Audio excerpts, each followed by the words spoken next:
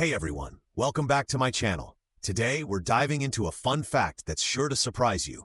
Have you ever wondered what the world's most consumed fruit is? Is it the apple, the orange, or something else? Stick around because the answer might just slip right into your daily routine. Let's get started. According to recent data, the banana takes the crown as the most consumed fruit worldwide. Yep, you heard that right. But why bananas?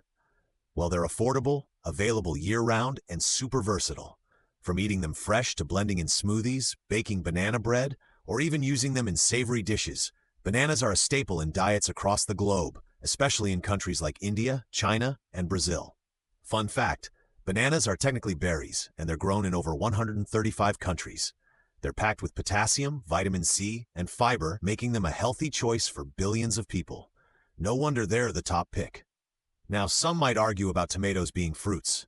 Botanically, yes, but when we talk about culinary fruits, the ones we eat as snacks or desserts, bananas consistently top the lists for consumption and popularity. What's your favorite way to eat a banana?